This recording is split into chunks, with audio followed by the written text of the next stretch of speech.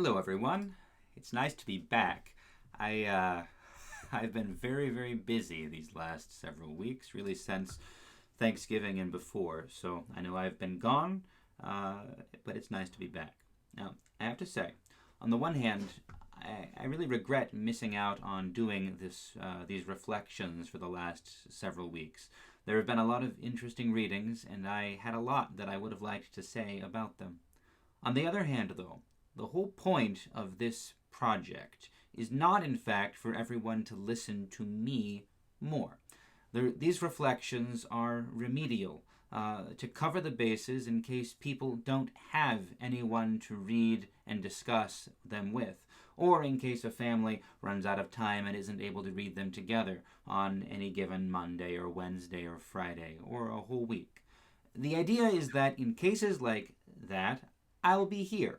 And I'll be here with the reading and a little reflection or some additional information or something like that, and with a happy willingness to chat in the comments or by email or wherever.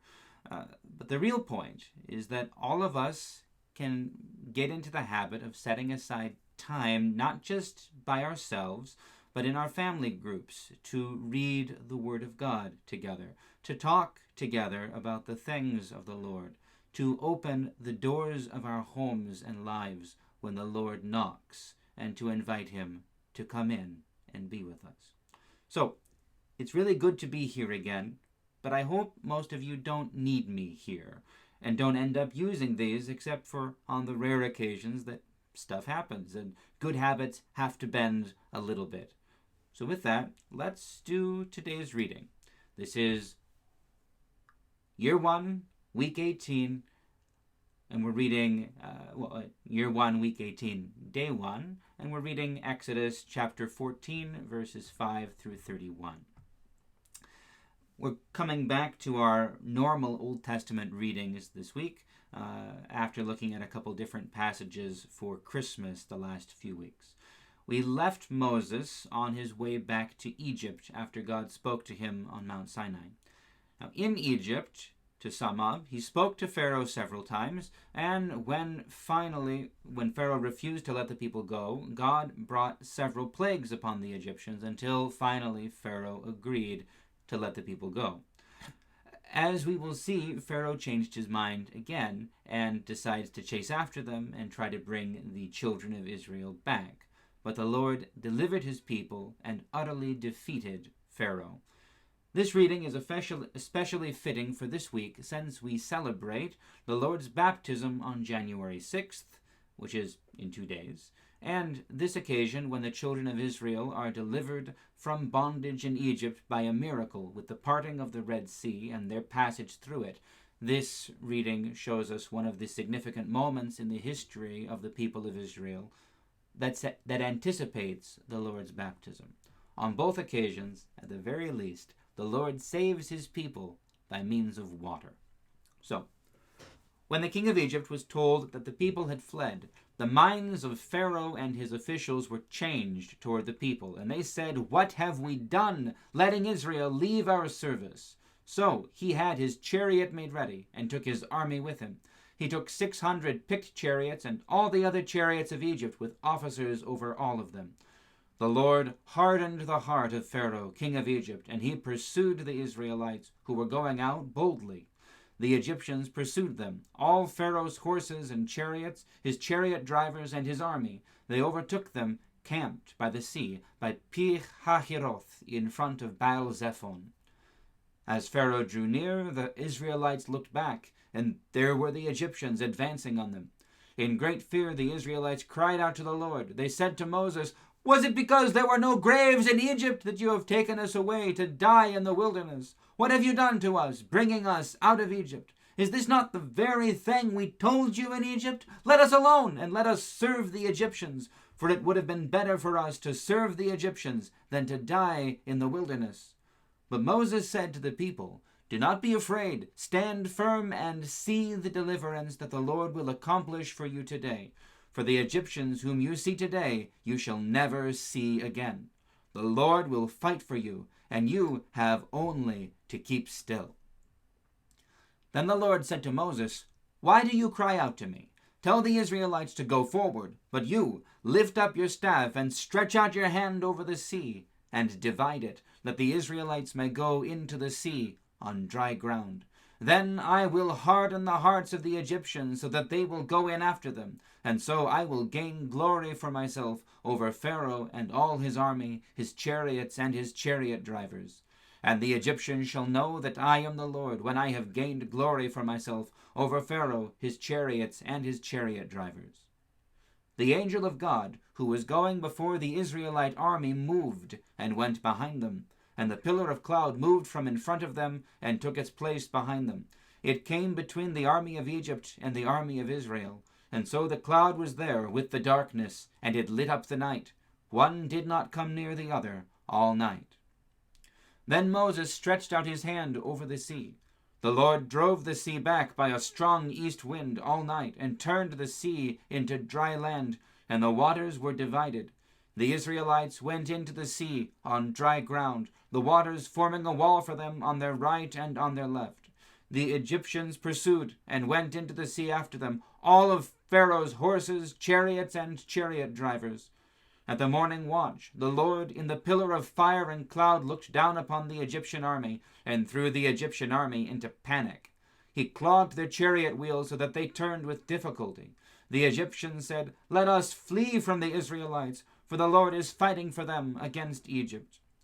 Then the Lord said to Moses, "Stretch out your hand over the sea, so that the water may come back upon the Egyptians, upon their chariots and their chariot drivers." So Moses stretched out his hand over the sea, and at dawn the sea returned to its normal depth. As the Egyptians fled before it, the Lord tossed the Egyptians into the sea.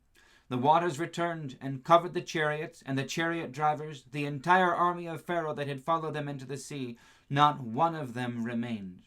But the Israelites walked on dry ground through the sea, the waters forming a wall for them on their right and on their left. Thus the Lord saved Israel that day from the Egyptians, and Israel saw the Egyptians dead on the seashore. Israel saw the great work that the Lord did against the Egyptians. So the people feared the Lord and believed in the Lord and in his servant Moses. Now, there are a couple things that we need to say about this. The first is, we have to begin by remembering, by recognizing, by rejoicing in the deliverance of the Lord's people from bondage in this passage. We have to remember that they had been enslaved by people to whom they had been nothing but friendly, enslaved for 400 years. We have to remember that God gave the Egyptians every opportunity to let them go without violence. It's not as though God sent Moses in and said, "Egypt has enslaved my people. Annihilate them all. Kill them. Bring down lightning from heaven." God gave 10 warnings, 10 chances, 10 smaller plagues that didn't kill, 9 that didn't kill, a 10th that did. And all of these to show his power, to show the Egyptians that it was right and just and prudent to obey him, to submit to him, to worship him, in fact, and to let the people go. And finally, the Lord delivers them with this miracle, this wonder, this dividing of not a small body of water.